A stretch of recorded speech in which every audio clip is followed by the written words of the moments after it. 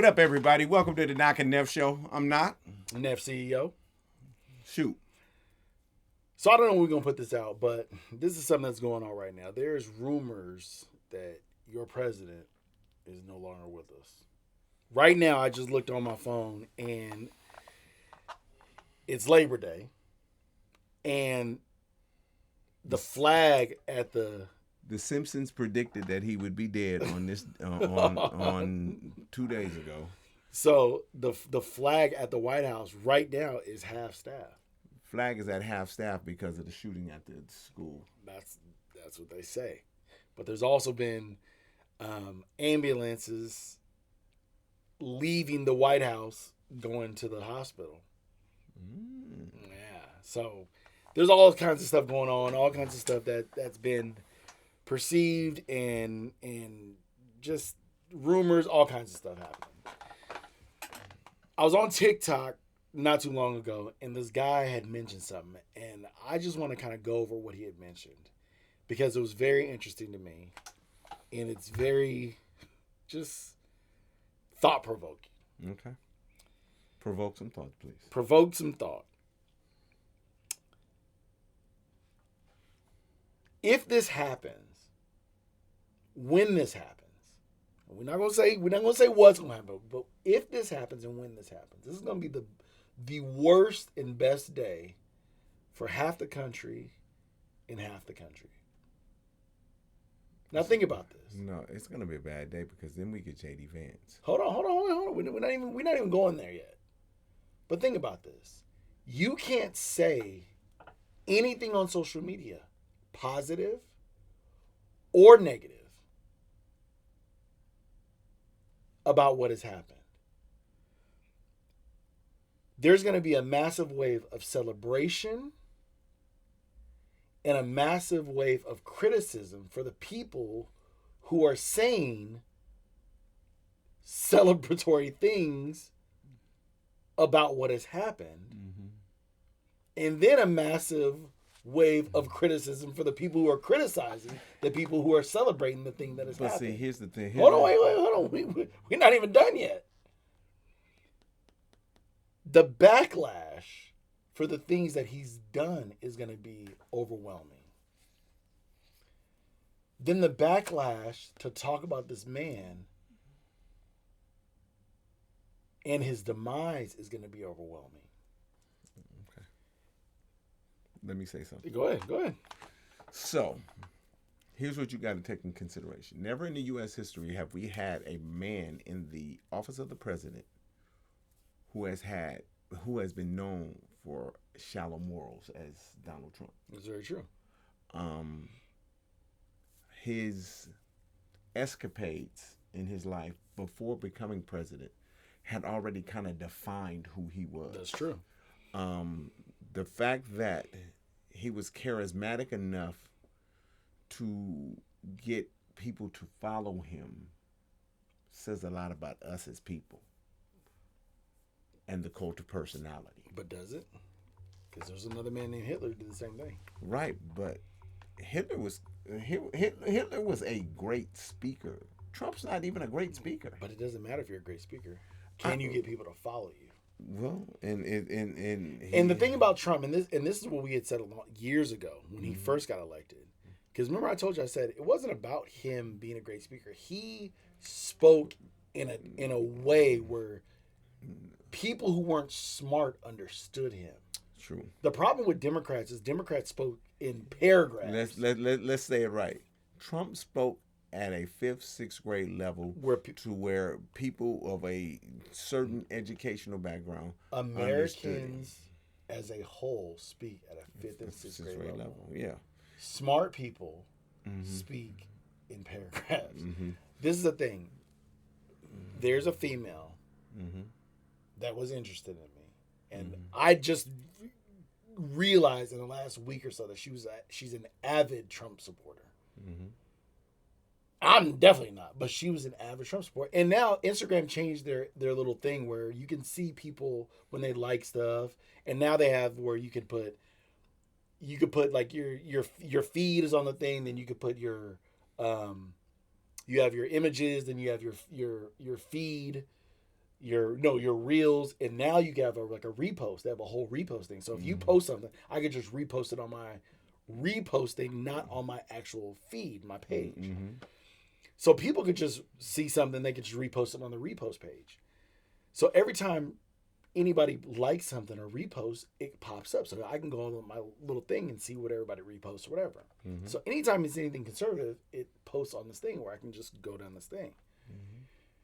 Anything that's conservative or anything that's reposted, I see it's conservative. I'm like, dang, this girl's really conservative, and it trips me out. So you know me, I gotta stir the pot. So I go and I'm like, you really believe that? Like, so I just started sending her stuff like just liberal stuff and just like, you know, anti whatever. And I posted something. And it was pro black, pro this, pro that. And she was like, "Oh, that's just too much. That's just too much information." And I was like, "That's sad," because in my mind, I'm thinking that 5th grade reading level, 5th, 6th grade reading level. You're not reading in paragraphs. You're reading in quick sentences, quick. You don't want to know the information. And slogans. Your slogans and phrases. You know. You don't want to know information. You just want to know quick things. And my reply to her, I don't want to read that, was sad.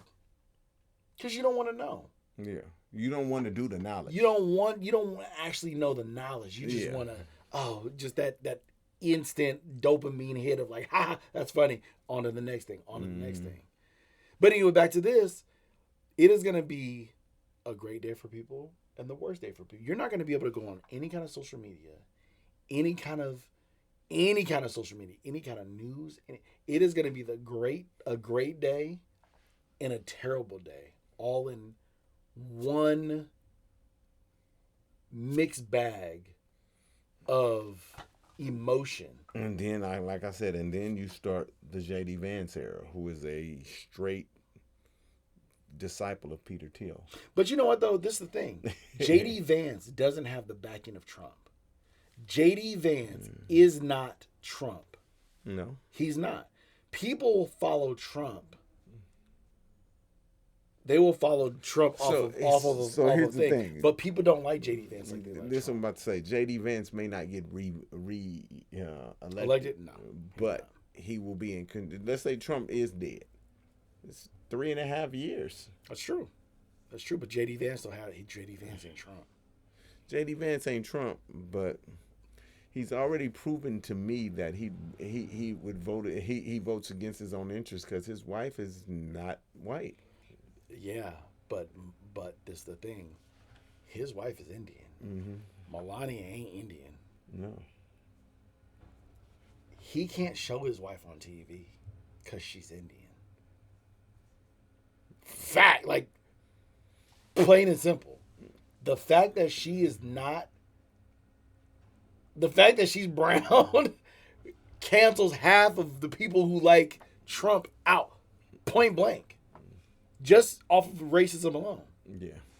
You know, so yeah, J.D. Vance could get in there, but he's instantly getting Heisman Trophy straight armed out of it until he starts doing stuff that shows that yes, he's with the cause. No, he's already doing that. No, I'm saying, but that means like the scary part about that is that means he's gonna have to go above and beyond to prove. He is, but then that puts him in a position. That puts his wife in a position. Now what does he have to do? And I think he already felt the smoke when he tried to go to the ski resort. And then, Oh yeah, and they don't. This is the thing. People don't have respect for him like they have for Trump. People aren't scared of him like they are for Trump. True. But we'll have this conversation more later. 133 million men in the U.S. Okay. Of those 133 men, 35% of those men are married. Okay. So that's about 2.5, 8.5%. Okay. So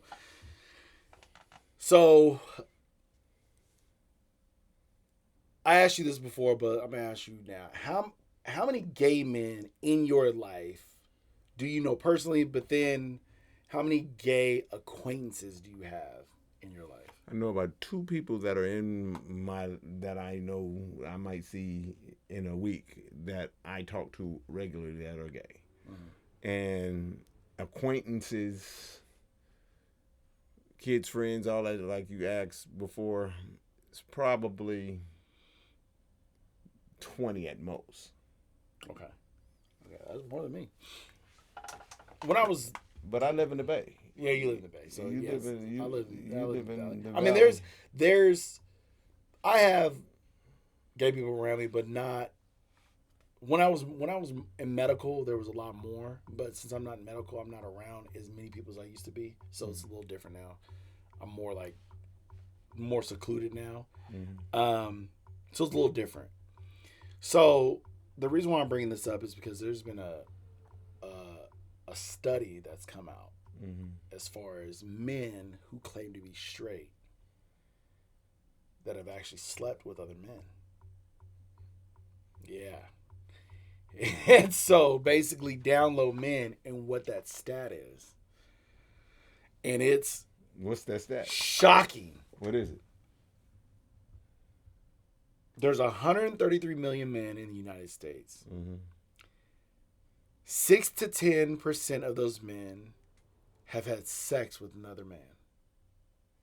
So with that means 7.5 to 12.5 million men have had sex with other men of 133 million men.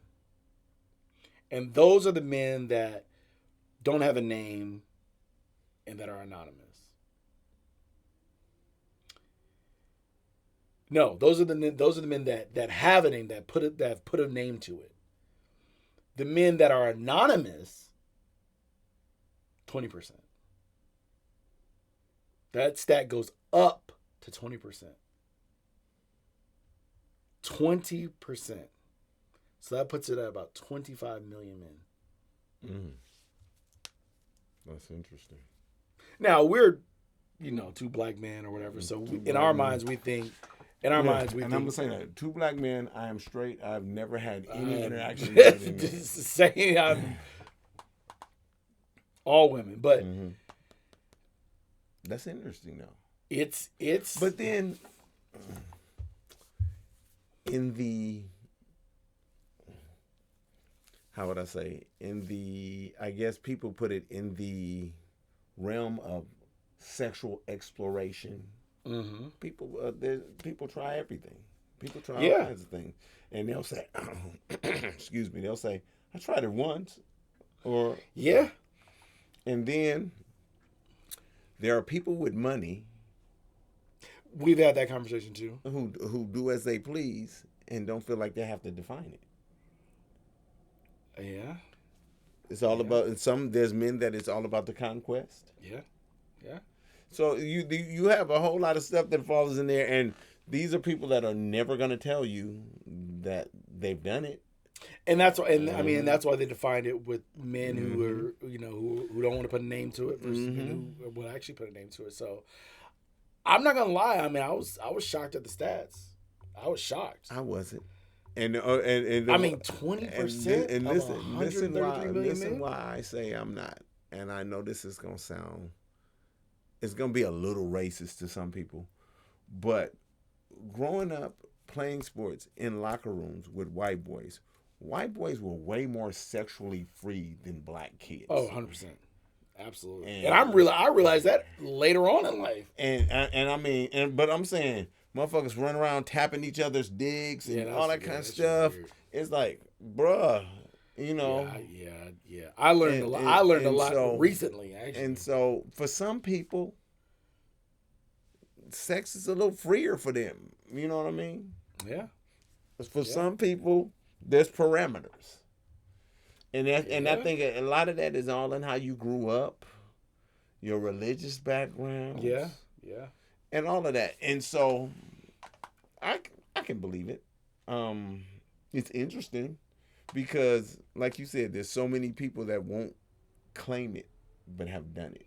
You know what I mean? You know what I mean? But I also feel like the stigma for that, especially when you hear like, oh, Atlanta and Black Gay Mecca and all this other stuff. Or even San Francisco. San Or if you're a Francisco. white guy, You know, it's just. We always hear about us and what we do and down low men and all this other stuff, but we're not thinking. When it comes to other culture, I just heard a huge thing when it came to like Hispanic men and Hispanic like uncles doing stuff with each other. That's like a huge thing. Like when they drink, we think, oh, drinking beer and dance. They drink beer and popping off. Like I sent a reel of a dude talking about his uncles and elders in his family or his, in his group of family doing stuff with each other. But then, that machismo-ness, when they were sober, talking about the gay ones in their family. But then when they got drunk, they would be doing stuff. But then part of the machismo is to hide the true self. And I was just like, man. But I've been on, you know what? That's another whole topic. Yeah. That's another whole topic we can get onto. But that was a stat that I just was kind of shocked But that's the same thing like with gang culture. Yeah. Motherfuckers go to jail and you locked up for anywhere from 5 to 20 years. Ain't no women in there. Yeah. You get what I'm saying? Yeah. And like Vegas, yes. And then just like, you've seen scenes in movies where motherfuckers is gang raping dudes and all of that. You act like you taking they taking their manhood and they making them. They try to make it seem like it's more manly. Like, oh, I'm hold my pocket. No, but it is, and I know for a fact, I know somebody that was institutionalized. And that when that nigga was in jail, he was messing with niggas. Yeah. When he get out, he's super thug. Mm-hmm. Everybody scared of him. All of that. But he was institutionalized, bro. And he was in there. Yeah. So it's one of those things, man. It is what it is, bro. Damn. I mean, it's just when you see the stats, it puts stuff in perspective. But I say that. It puts stuff in perspective. I don't put nothing past nobody. I'll say this. I'll end it with this. The stat is this. When you looking around, at low, it's 1 in every 25. Straight men. It's not gay. Mm-hmm. Straight men. Mm-hmm. At high, 1 in 8. In mid, 1 every 15. Of your partners out there messing with a dude. Like I said, this shit don't surprise me no more. Because so much, and then so much shit is normalized. Yeah. So much shit is normalized. Sex is everything and everybody now. Yeah. So I don't know. I know what I like. I know what I like. I know what my preference is. That's the reason why I got so many damn kids. I'm not. No CEO. Till next time. Peace.